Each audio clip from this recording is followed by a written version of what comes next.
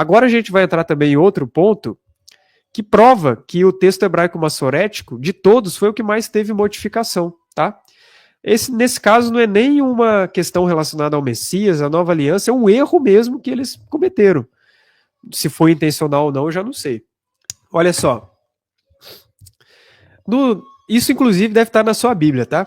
Dificilmente na sua Bíblia vai estar a versão mais correta, mas ó, Salmo 145, versos 13 e 14. O teu reino é o reino eterno, o teu domínio perdura por todas as gerações, o Senhor sustenta tudo que cai, levanta todos que se inclinam para baixo. Beleza, Salmo 145 está dessa maneira. No texto hebraico massorético de Salmos, acontece um negócio muito interessante.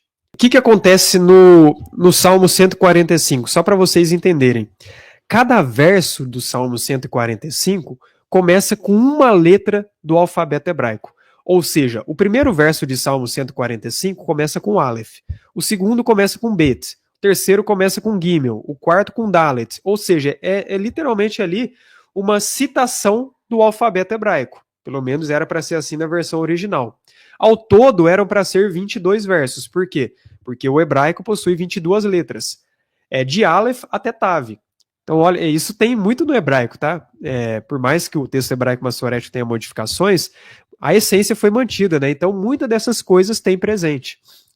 Então, no texto hebraico massorético de Salmos 45, o primeiro verso começa com Aleph, segundo com Beit, terceiro com Gimel, quarto com Dalet, 5 com Rei e assim vai, beleza.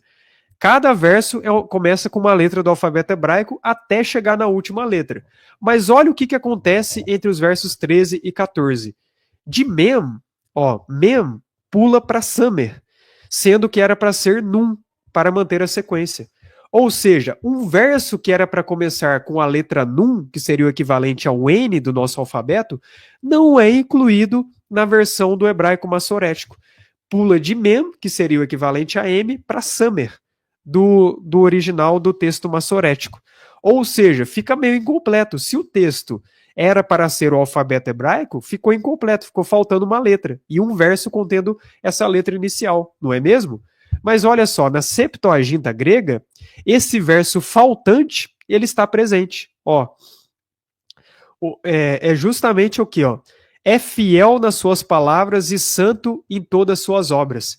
Dificilmente na Bíblia vai estar essa versão aqui, tá? Na sua Bíblia. Quando a gente coloca no grego, né? Eu coloquei aqui, fica dessa forma aqui,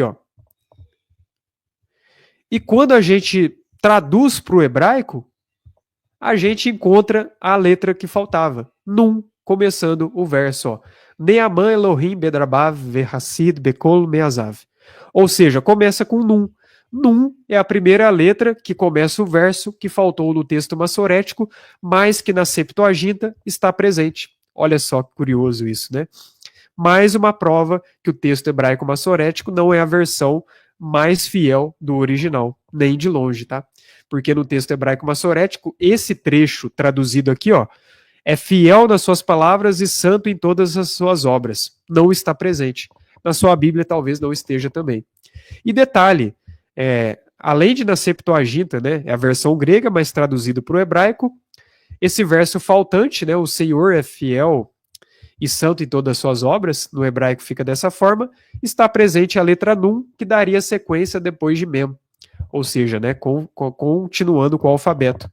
Só que nos manuscritos do Mar Morto, né, mais uma testemunha, é confirmado, sim, que esse texto, né, faltante na Bíblia, né, versão massoreta, ele está presente, Neaman, Elohim, Bedarbav, beleza, O verso 14, que era para começar com Num, no manuscrito do Mar Morto começa com Num, e tem exatamente o Senhor é fiel em suas palavras e santo em todas as suas obras. Percebe?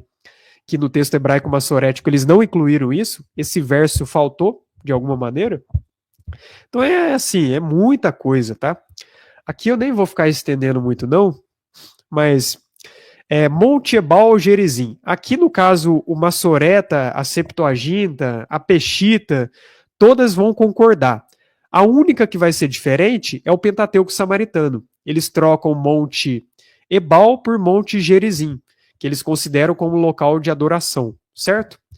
Eu, sinceramente, eu não parei para analisar tão profundamente qual versão que é a mais correta.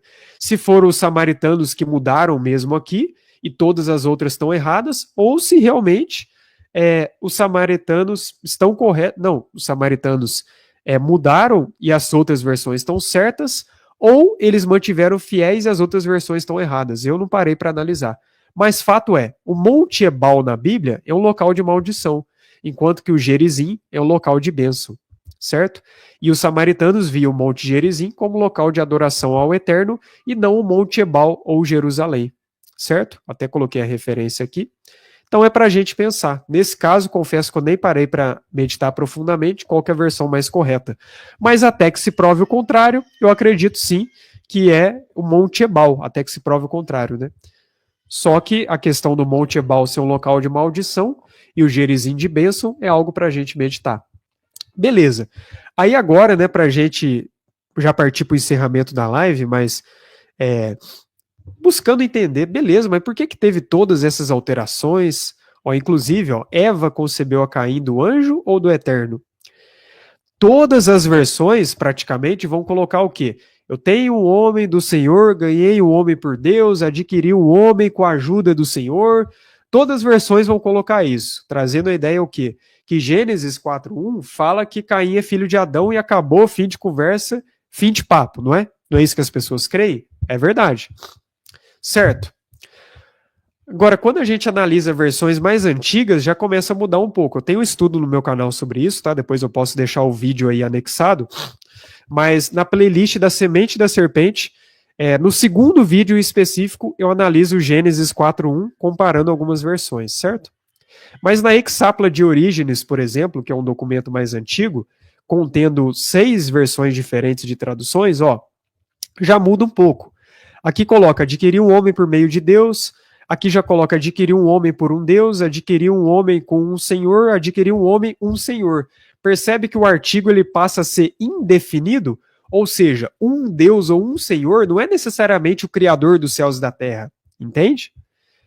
Na Exapla de Orígenes dá a entender isso. Mas o que realmente vai confirmar a leitura nesse caso é o Targum de Jonatã, ou de Jerusalém. E Adão conheceu Eva por seu sinal, que ela estava grávida de Samael, e ela deu à luz a Caim e disse, adquiri um homem do anjo do Senhor. Lembrando que anjo do Senhor não é necessariamente um anjo bom, nesse caso é o próprio Satanás, ou Samael, né, como ele é chamado. Ou seja, nesse caso, até a Septuaginta, Mar Morto não tem essa versão, tá?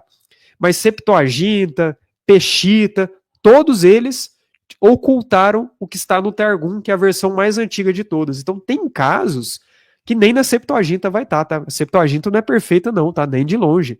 Nenhuma versão é perfeita, nem o Targum é também, certo? Porém, sim, a Septuaginta é mais confiável que o texto hebraico massorético. Quando a gente analisa a Septuaginta, a gente consegue ver muitas profecias citadas, né, no Novo Testamento, só que em alguns casos é só a gente analisando mais profundamente que aí a gente encontra, por exemplo, Gênesis 4:1 da versão do Targum, que não está dessa forma por acaso, tá? Mas em resumo, esses escribas massoretas, não todos, mas parte deles pertencem à linhagem de Caim, inimiga do Criador. É por isso que eles negaram o Messias, porque essa linhagem inimiga do Criador se infiltrou no sacerdócio de Israel e começou a mudar muitas coisas. O fato da versão do Targum ser a correta, e eu afirmar isso, é porque em Gênesis 3:15 vai mencionar duas descendências, a descendência da mulher e a descendência da serpente. Por isso o nome semente da serpente. Ou seja, Gênesis 3:15 cita duas descendências, aí de repente a descendência da serpente ninguém sabe o real paradeiro, aí Gênesis 4:1 tá lá, Caim, filho de Adão, Abel, filho de Adão, Sete, filho de Adão, mas e o descendente da serpente, aonde que ele foi parar?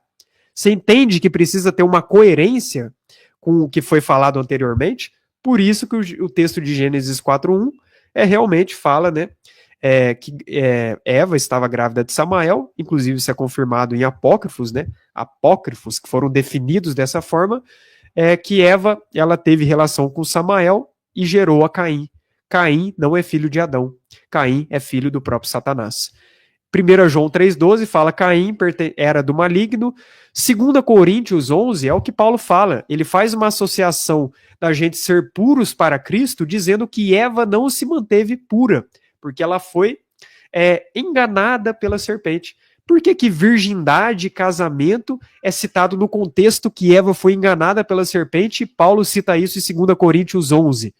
Então, o contexto todo da Bíblia deixa claro que sim, esse texto de Gênesis 4:1 foi modificado depois, e esse texto revela de uma forma irrefutável que existe uma outra linhagem na Terra, além da linhagem humana. E é essa linhagem inimiga do Criador que tentou de todas as formas tirar o Messias do Antigo Testamento.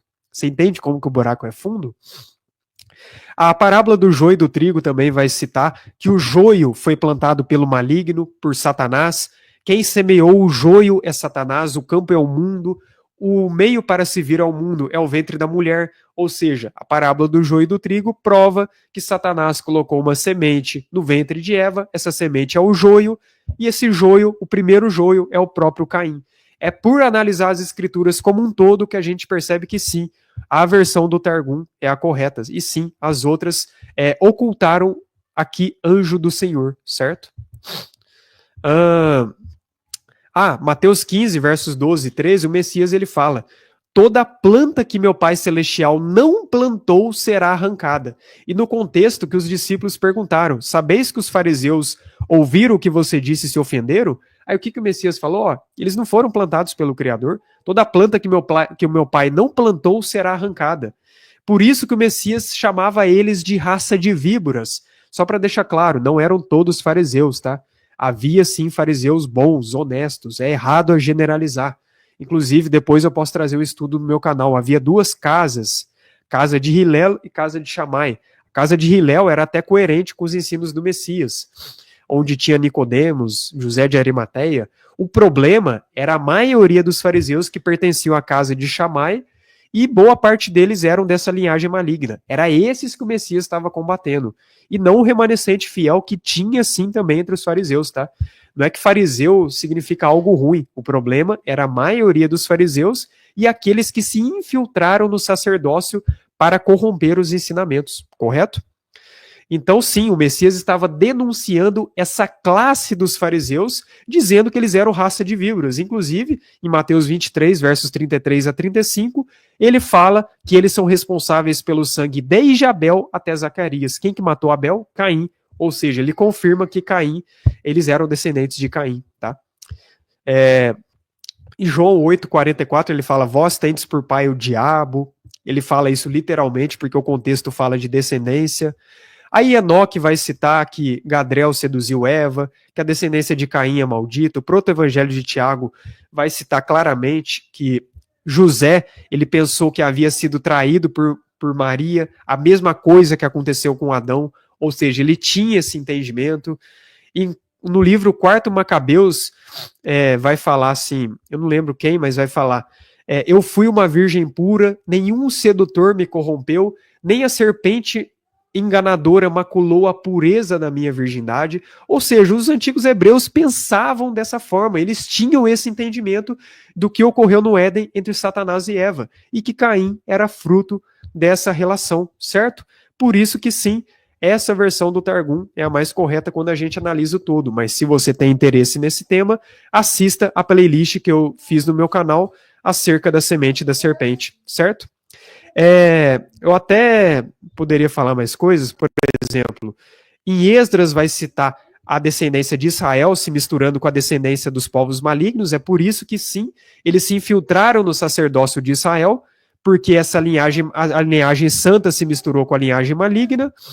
1 Crônicas 2, verso 55, vai mencionar o seguinte: as famílias dos escribas que habitavam em Jabes, simetitas, sucatitas, estes são os queneus que vieram de Amate. Quando fala que as famílias dos escribas vieram diretamente dos queneus, a palavra queneu, ela significa patronímico ou tribo de Caim. Ou seja, basicamente em 1 Crônicas 2, 55, fala que os queneus, do qual vieram muitos dos escribas, eles são da tribo de Caim. Esses é que são os judeus da sinagoga de Satanás, que dizem ser judeus, mas não são, entende? São esses profanos, esses servos de Satanás, os siopararanistas, que tentaram ocultar o Messias. Foram eles que tiraram palavras e coisas que falavam acerca do Messias na antiga aliança. Você entende? E eles, não todos, né, mas parte deles que escreveram o texto hebraico-massorético, que sim, tiraram algumas coisas do Messias, né, para tentar manter as pessoas na cegueira. Bom, mas é isso, pessoal. Até quero recomendar aqui para vocês um perfil que fala muito bem desse assunto, tá? O perfil do meu irmão e meu amigo Gustavo Souza. Ele tem um perfil muito bom no Instagram, DNA do Reino Real. Ele é alguém que faz um estudo muito profundo nessa questão de crítica textual. Ele analisa ali os manuscritos originais, eu mesmo já aprendi muito com ele, tá? Ele analisa Septuaginta, aramaico, texto massorético, então ele tem muito conteúdo bom nesse sentido, tá? Indico demais o trabalho dele para quem quiser entender essa questão dos manuscritos originais e a importância de compará-los. Ele até cita lá Daniel 12:4, eu nem sabia disso, tá? Mas em Daniel 12:4, a gente pensa que fala que o conhecimento se multiplicará. Porém, em versões mais antigas da Septuaginta, tá lá que a iniquidade aumentará. E o próprio Messias fala que por causa do crescimento da iniquidade, o amor de muitos se esfriará. Então dá a entender que sim, talvez o texto de Daniel, em sua originalidade, ele fale na verdade de iniquidade e não de conhecimento, certo? Eu até 23, a virgem conceberá e dará à luz a um filho. No Massoreta eles colocam jovem, mas no Targum eles também geralmente colocam jovem. Isso significa nesse caso que no Massoreta eles mudaram? Não necessariamente, tá? Porque a palavra jovem no hebraico, alma, ela pode significar jovem mulher ou donzela. E as jovens mulheres daquela época eram virgens, tá? A questão é que alma não é tão específica para a virgem quanto betulá. Por exemplo, na Peshitas aramaica siríaca, eles citam betulá. Acho que no Mar Morto cita alma. Então a questão nesse caso é mais tradução, tá? E não que o texto hebraico massorético foi deturpado. Mas em resumo, gente, o texto hebraico massorético, em sua maioria, ele é confiável, ele é bom. Porém, em pontos cruciais e principalmente que falam acerca do Messias, eles colocaram ali a mão negra deles, a falsa pena dos escribas, como fala em Jeremias 8:8, e modificaram algumas coisas. Esse que é o grande ponto. Então, é isso que eu quero alertar para vocês. Não confiem só na versão dos massoretas, tá? Do qual a grande maioria das Bíblias do Antigo Testamento é traduzido. Analisem a Peshita, Mar Morto, se tiver disponível, Targum, até a Vulgata pode ajudar em alguns casos, tá? Não confie só no Massoreta, porque no Massoreta eles ocultaram muitas coisas acerca do Messias. Mas a essência, apesar de tudo, foi mantida, foi intacta. Inclusive, eu vou fazer uma live sobre Gemátria e alguns segredos no original, que ali, mesmo os Massoretas ocultando algumas coisas, essas questões foram mantidas. Isso prova que, por mais que eles mudaram algumas coisas, a essência está intacta e nunca será mudada. Certo? Recomendo que até assista essa live com calma, né? Quem talvez não tenha entendido, mas o assunto é sério, tá? Um assunto muito sério, inclusive até faço um alerta para vocês. Isso sim é falsa pena dos escribas, tá? Tem que ter cuidado, que tem gente que pode falar, não, tal texto é falsa pena dos escribas, mas você prova o que você está dizendo? Não.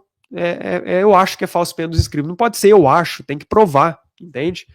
Não, eu quero que seja, a minha opinião. Não, gente, nunca coloque opinião pessoal acima da Bíblia. Você está incomodado com um texto? Confira, e se você realmente acha que esse texto tem um problema, prove que ele tem, tá? Não fica falando que tem um problema, sendo que você não tem prova que tenha, entende? Igual esse texto que fala que Deus tentou matar Moisés. Eu ficava incomodado, mas por causa disso eu ia dizer, esse texto não é inspirado? Não, eu tive que investigar. Eu conferi lá na Septuaginta, no Targum, realmente, anjo do Senhor. Aí eu tenho uma prova que esse texto realmente foi mudado. Agora, se você não tem, não fale que o texto foi mudado, porque as escrituras, apesar de tudo, a essência foi mantida. Nunca coloque achismos ou opiniões pessoais acima da Bíblia, tá? Prove o que você está dizendo. É isso que eu faço, e é isso que eu busquei trazer aqui também, tá?